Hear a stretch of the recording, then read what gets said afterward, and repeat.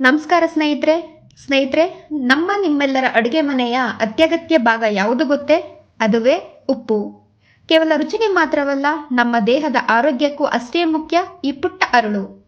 ಉಪ್ಪಿನ ಋಣ ತೀರಿಸಲು ಸಾಧ್ಯವಿಲ್ಲ, ನಾನು ಯಾವತ್ತೂ ಉಪ್ಪಿಗೆ ದ್ರೋಹ ಬಗೆಯುವುದಿಲ್ಲ. ಇಂತಹ ಮಾತುಗಳು ನಮ್ಮ ಸಂಸ್ಕೃತಿಯಲ್ಲಿ ಏಕೆ ರೂಢಿಯಲ್ಲಿವೆ ಎಂದರೆ, ಉಪ್ಪು ಕೇವಲ ಒಂದು ಪದಾರ್ಥವಲ್ಲ, ಅದು ನಂಬಿಕೆ ಮತ್ತು ನಿಷ್ಠೆಯ ಪ್ರತೀಕ. ಆದರೆ ಈ ಉಪ್ಪಿನ ಮಾರುಕಟ್ಟೆಯಲ್ಲಿ ಒಂದು ಹೆಸರು ಕಳೆದ 4 ದಶಕಗಳಿಂದ ಮುಂಚೂಣಿಯಲ್ಲಿದೆ. ಅದುವೇ ಟಾಟಾ ಸಾಲ್ಟ್. ಇಂದು ನಾವು ದೇಶದ ನಮಕ್ ಎಂದು ಕರೆಸಿಕೊಳ್ಳುವ ಟಾಟಾ ಸಾಲ್ಟ್ನ ಸಂಪೂರ್ಣ ಕಥೆಯನ್ನು, ಅದರ ಇಂದಿನ ವಿಜ್ಞಾನವನ್ನು, ಡೇಟಾ ಮತ್ತು ಫ್ಯಾಕ್ಟ್ಗಳೊಂದಿಗೆ ಬಿಚ್ಚಿಡಲಿದ್ದೇವೆ. ಕೇವಲ ರುಚಿಗಾಗಿ ಅಲ್ಲ, ಆರೋಗ್ಯಕ್ಕಾಗಿ ಟಾಟಾ ಸಾಲ್ಟ್ ಏಕೆ ಮುಖ್ಯ, ಬೇರೆ ಉಪ್ಪುಗಳಿಗಿಂತ ಇದು ಹೇಗೆ ಭಿನ್ನ, ಬನ್ನಿ ತಿಳಿಯೋಣ. ಈ ಉಪ್ಪಿನ ಹಿಂದೆ ಒಂದು ದೊಡ್ಡ ಇತಿಹಾಸ ಮತ್ತು ಹೋರಾಟವೇ ಇದೆ. 1930ರಲ್ಲಿ ಬ್ರಿಟಿಷ್ ಸರ್ಕಾರ ಉಪ್ಪಿನ ಮೇಲೆ ತೆರಿಗೆ ವಿಧಿಸಿತು. ಜನರು ತಮ್ಮ ನೆಲದ ಉಪ್ಪನ್ನು ಬಳಸಲು ಸಾಧ್ಯವಾಗುತ್ತಿರಲಿಲ್ಲ. ಮಹಾತ್ಮ ಗಾಂಧೀಜಿ ಸಮುದ್ರ ತೀರ ತಲುಪಿದರು ಮತ್ತು ತಮ್ಮ ಕೈಗಳಿಂದ ಉಪ್ಪನ್ನು ತಯಾರಿಸಿದರು. ಈ ಘಟನೆ ಸ್ವಾತಂತ್ರ್ಯ ಹೋರಾಟಕ್ಕೆ ಹೊಸ ಜ್ವಾಲೆಯನ್ನು ನೀಡಿತು.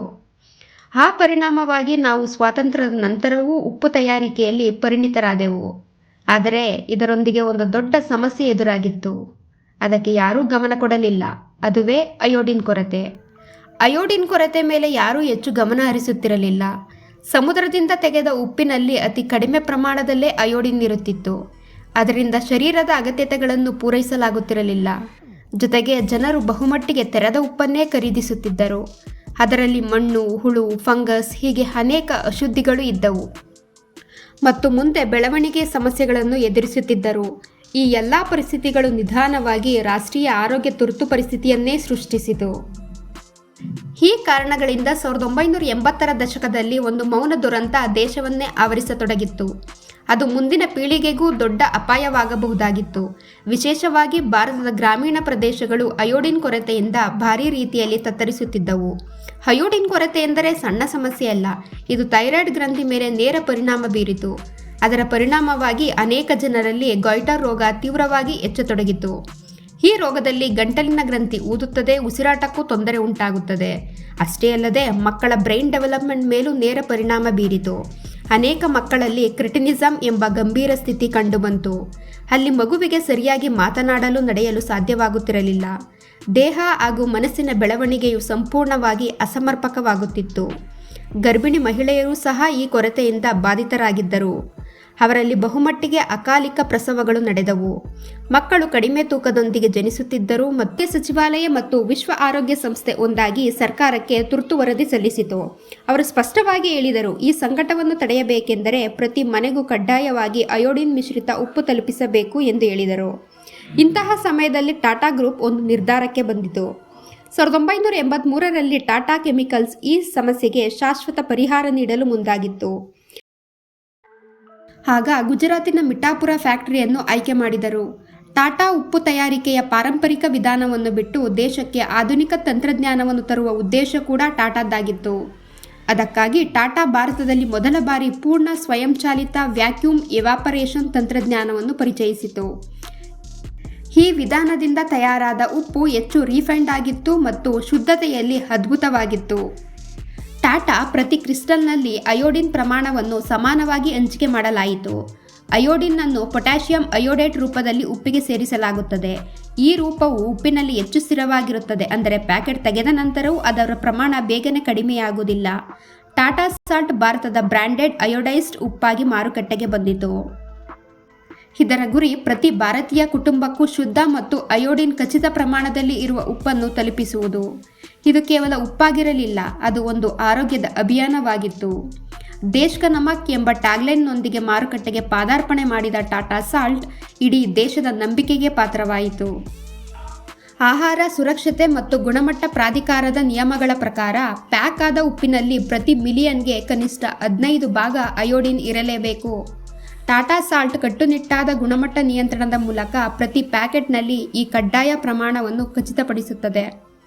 ನಾವು ಪ್ರತಿದಿನ 5 ಗ್ರಾಂ ಉಪ್ಪು ಸೇವಿಸಿದರೆ ಅದರಿಂದ ನಮ್ಮ ಆರೋಗ್ಯಕ್ಕೆ ಅಗತ್ಯವಿರುವ ದೈನಂದಿನ ಅಯೋಡಿನ್ ಪ್ರಮಾಣ ದೊರೆಯುತ್ತದೆ. ಇದು ಮಕ್ಕಳ ಶಾರ್ಪ್ನೆಸ್ಗೂ ಸಹಾಯಕವಾಗುತ್ತದೆ. ಸ್ನೇಹಿತರೆ, ಈಗ ಇತರ ಉಪ್ಪಿನೊಂದಿಗೆ ವೈಜ್ಞಾನಿಕ ಹೋಲಿಕೆ ಮಾಡಿ ನೋಡೋಣ.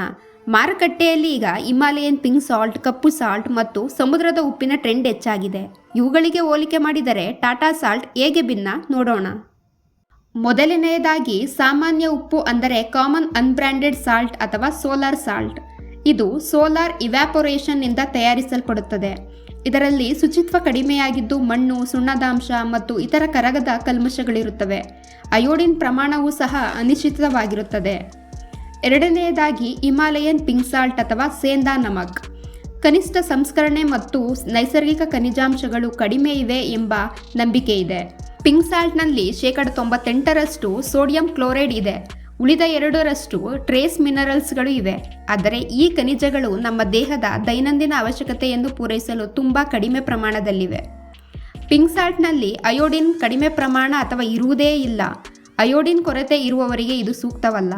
ಟಾಟಾ ಸಾಲ್ಟ್ನ ಪ್ರಬಲ ಅಂಶವೆಂದರೆ ಅತಿ ಹೆಚ್ಚು ಶುದ್ಧತೆ ಮತ್ತು ಥೈರಾಯಿಡ್ ಆರೋಗ್ಯಕ್ಕೆ ಅಗತ್ಯವಾದ ಅಯೋಡಿನ್ನ ಖಚಿತವಾದ ಮತ್ತು ಸ್ಥಿರವಾದ ಪ್ರಮಾಣವನ್ನು ನೀಡುವಲ್ಲಿ ವಿಶ್ವಾಸಾರ್ಹ. ಟಾಟಾ ಸಾಲ್ಟ್ ಆರೋಗ್ಯದ ಅಗತ್ಯತೆಗಳಿಗೆ ತಕ್ಕಂತೆ ತನ್ನನ್ನು ತಾನು ಮಾರ್ಪಡಿಸಿಕೊಂಡಿದೆ. 1. Tata salt super light. ಸಾಮಾನ್ಯ ಉಪ್ಪಿಗಿಂತ 30% ಕಡಿಮೆ ಸೋಡಿಯಂ ಅನ್ನು ಹೊಂದಿದೆ. ಅಧಿಕ ಒತ್ತಡ ಹೊಂದಿರುವವರು ಅಥವಾ ಸೋಡಿಯಂ ಸೇವನೆಯನ್ನು ಕಡಿಮೆ ಮಾಡಲು ಬಯಸುವವರಿಗೆ ಇದು ವೈಜ್ಞಾನಿಕವಾಗಿ ಉತ್ತಮ ಆಯ್ಕೆ.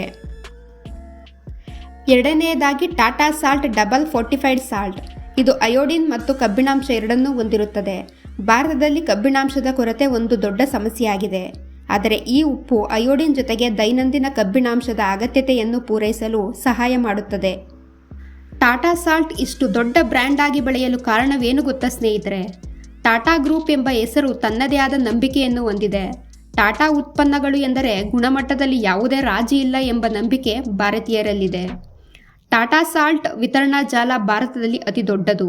ಹಿಮಾಲಯದಿಂದ ಹಿಡಿದು ಕನ್ಯಾಕುಮಾರಿಯವರೆಗೂ ಸಣ್ಣ ಕಿರಣಿ ಅಂಗಡಿಯಲ್ಲಿಯೂ ಇದು ಲಭ್ಯವಿದೆ. ಈ ಅಗಾಧ ಲಭ್ಯತೆಯೇ ಅದನ್ನು ದೇಶದ ನಮಕ್ ಮಾಡಿದೆ. ಅಯೋಡಿನ್ ಕೊರತೆಯ ಬಗ್ಗೆ ಜಾಗೃತಿ ಮೂಡಿಸುವ ಜಾಹೀರಾತುಗಳು ಬ್ರ್ಯಾಂಡ್ನ ನಂಬಿಕೆಯನ್ನು ಮತ್ತಷ್ಟು ಗಟ್ಟಿ ಮಾಡಿದವು. ಟಾಟಾ ಸಾಲ್ಟ್ ಕೇವಲ ಉಪ್ಪಲ್ಲ, ಅದು ಭಾರತದ ಸಾರ್ವಜನಿಕ ಆರೋಗ್ಯದ ಒಂದು ಕ್ರಾಂತಿ. 1983ರಲ್ಲಿ ಅಯೋಡಿನ್ ಕೊರತೆಯ ವಿರುದ್ಧ ಹೋರಾಡಲು ಪ್ರಾರಂಭವಾದ ಈ ಪಯಣ ಇಂದಿಗೂ ಅತ್ಯಾಧುನಿಕ ತಂತ್ರಜ್ಞಾನ, ಶುದ್ಧತೆ ಮತ್ತು ಅಯೋಡಿನ್ನ ಖಚಿತ ಪ್ರಮಾಣದ ಭರವಸೆಯೊಂದಿಗೆ ಮುಂದುವರಿಯುತ್ತಿದೆ. ನೆನಪಿಡಿ, ಯಾವುದೇ ಉಪ್ಪಾಗಿರಲಿ ಅದರ ಸೇವನೆ ಮಿತವಾಗಿರಲಿ. WHO ಪ್ರಕಾರ ದಿನಕ್ಕೆ 5 ಗ್ರಾಂಗಿಂತ ಕಡಿಮೆ ಉಪ್ಪು ಸೇವನೆ ಆರೋಗ್ಯಕ್ಕೆ ಉತ್ತಮ. ಆದರೆ ಆರೋಗ್ಯದ ದೃಷ್ಟಿಯಿಂದ ಅಯೋಡಿನ್ ಕಡ್ಡಾಯ. ಈ ನಿಟ್ಟಿನಲ್ಲಿ ಟಾಟಾ ಸಾಲ್ಟ್ ವಿಶ್ವಾಸಾರ್ಹವಾಗಿದೆ. ಇದಾಗಿತ್ತು ಇವತ್ತಿನ ಇಂಟ್ರೆಸ್ಟಿಂಗ್ ಟಾಪಿಕ್.